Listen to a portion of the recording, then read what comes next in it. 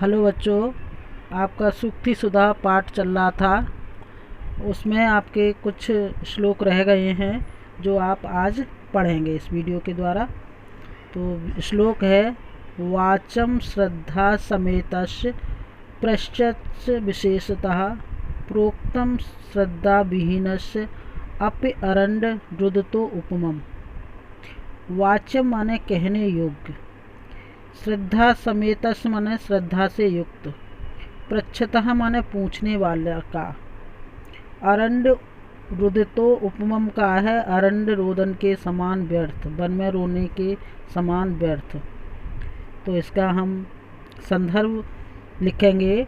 प्रस्तुत श्लोक हमारी पाठ्य पुस्तक संस्कृत पद्मभूषण के सूक्ति सुधा नामक पाठ से अवतरित है। प्रसंग लिखेंगे। प्रस्तुत श्लोक में श्रद्धालु होने की उपयोगिता पर कवि प्रकाश डाल रहा है। फिर हम इसकी अर्थ लिखेंगे। श्रद्धा से युक्त और विशेष रूप से पूछे गए पृच्छतश्च। तो श्रद्धा से युक्त, श्रद्धा समेतस्य का अर्थ है श्रद्धा से युक्त और विशेष रूप से पूछे गए व्यक्ति को ही कोई बात बतानी चाहिए। वाचक श्रद्धा सहित कोई हमें श्रद्धा से पूछे और विशेष रूप से अगर पूछे तभी हमें वह बात बतानी चाहिए। तो श्रद्धा से युक्त और विशेष रूप से पूछे गए व्यक्ति को ही कोई बात बतानी चाहिए। श्रद्धा से हीन व्यक्ति से कहा गया वचन तो वन में रोने के समान निरर्थक हो जाता है, व्यर्थ हो जाता है। क्योंकि जब श्रद्धा से कोई नहीं पूछता है तो उस पर कोई ध्यान नहीं देता है। तो इस बार फिर देखेंगे। श्रद्धा से युक्त और विशेष रूप से पूछे गए व्यक्ति को ही कोई बात बतानी चाहिए। श्रद्धा से हीन व्यक्ति से कहा गया वचन तो वन में रोने के समान निरर्थक हो जाता है। हमारा अगला श्लोक है वसुमती पतिनाम नु सरस्वती बलवतः रिपुणा न च नियते समा विभक्तांग हरहि न विभज्यते बुबुद्ध बोध बुद्धैरपि सेव्यते। वसुमती पतना माने राजा के द्वारा, सरस्वती माने विद्या, और बलवतः रिपुणा माने है बलवान शत्रु द्वारा, नियते माने है ले ली जाना या छीन ली जाती है। सम विभाग हरई न से मतलब है समान हिस्सा बांटने वाले अर्थात भाइयों के द्वारा। विभज्यते माने विभक्त की जाती है। बुबुद्ध बोध माने है विविध ज्ञान के, और बुद्धि माने विद्वानों द्वारा। सेव्यते माने सेवा की जाती है या सेवन किया जाता है। तो इसका हम जो संदर्भ है वो सूक्ति सुधा में मैंने पहले वीडियो में ही बताया था और अभी भी बताया है, उसी तरह से रहेगा। अब इसमें जो प्रसंग है वो लिखेंगे। प्रस्तुत सूक्ति में कवि विद्या को अविभाज्य बता रहा है कि विद्या को कोई भी बांट नहीं सकता। तो इसका अर्थ देखेंगे। वसुमती पतना अर्थात राजा के द्वारा, सरस्वती पहले आएगा, विद्या राजा के द्वारा तथा बलवता रिपुणा बलवान शत्रु के द्वारा छीनी नहीं जा सकती या ले जाई नहीं जा सकती। और समा विभाग हरहि समान रूप से हिस्सा लेने वाले भाइयों के द्वारा भी नहीं बांटी जा सकती है। विविध ज्ञान के विद्वानों द्वारा ही उसका सेवन किया जा सकता है। यहाँ पर विद्या की विशेषताएं बताई हैं कवि ने। फिर एक बार देखेंगे।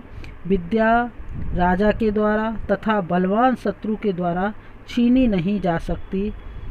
समान हिस्सा लेने वाले भाइयों के द्वारा भी नहीं बांटी जा सकती है। विविध ज्ञान के विद्वानों द्वारा ही उसका सेवन किया जा सकता है। हमारा अगला श्लोक है, लक्ष्मी न या याचक दुख हारिणी विद्या न या अपि अच्युत भक्त कारिणी पुत्रो न या पंडित मंडली अग्रणी सा नैव सा नैव सा नैव नैव। तो शब्दार्थ पहले देखेंगे। याचक दुख हारिणी, याचकों के दुख को दूर करने वाली। अच्युत भक्त कारिणी का है विष्णु की भक्ति उत्पन्न करने वाली। अग्रणी माने श्रेष्ठ और नैव माने नहीं। तो इसमें प्रसंग लिखेंगे। प्रस्तुत श्लोक में कवि पुत्र, विद्या तथा लक्ष्मी की सार्थकता को सिद्ध कर रहा है। फिर हम इसका अर्थ लिखेंगे। लक्ष्मी, जो लक्ष्मी याचकों के, याचक दुख हारिणी, याचकों के दुख को हरण करने में असमर्थ है, वह लक्ष्मी नहीं है। जो लक्ष्मी, जो धन याचकों के दुख को हरण करने में असमर्थ है, तो वह लक्ष्मी नहीं है।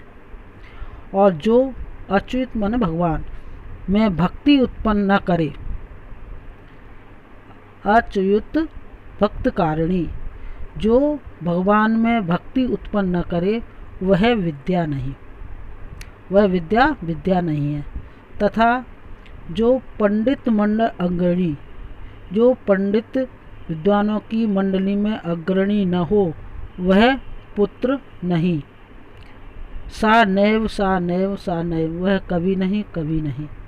जो पुत्र पंडितों की मंडली में अग्रणी न हो, वह कभी नहीं कभी नहीं कभी नहीं, वह पुत्र जो है पुत्र नहीं हो सकता।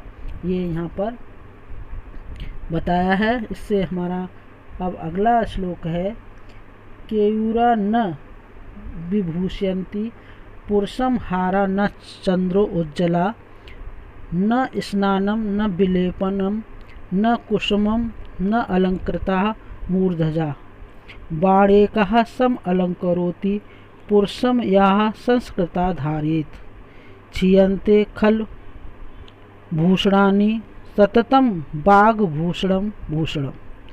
इसमें आपकी कोई भी लाइन की आपकी सूक्ति हो सकती है। बहुत ही इम्पोर्टेंट श्लोक है। तो इसका संदर्भ पहले की ही तरह रहेगा। इसके शब्दार्थ हम देखेंगे। केयूरा माने बाजूबंद, जो भुजाओं में बांधा जाता है, और विभूषयन्ते माने सजाते हैं। चंद्र उज्ज्वला माने चंद्रमा के समान उज्ज्वल। विलेपन माने शरीर पर किया गया चंदन का लेप।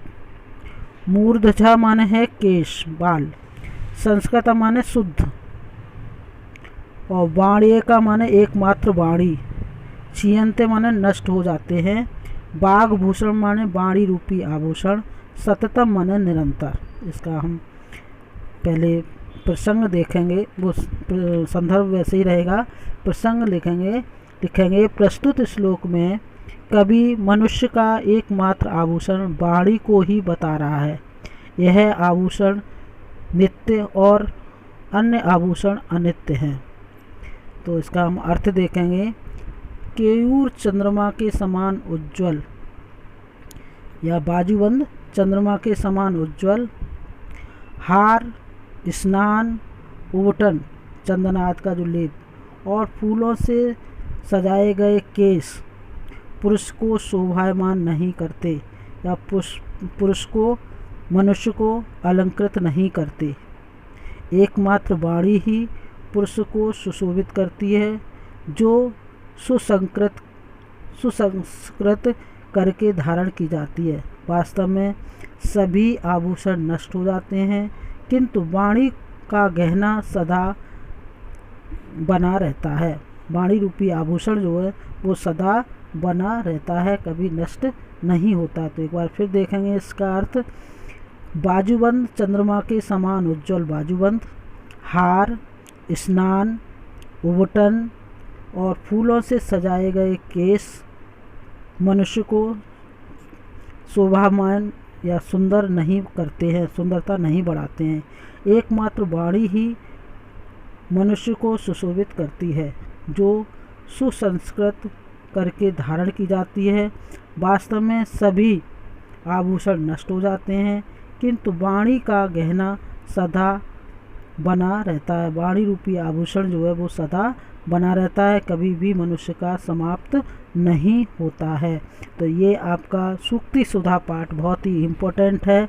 इसमें जितनी भी सूक्तियाँ आपके किताब के पीछे अभ्यास में दी हैं उन सभी को करनी है, और आपको श्लोकों के अर्थ जो है वो भी कॉपी पर करने हैं और तैयार करना है ये पाठ।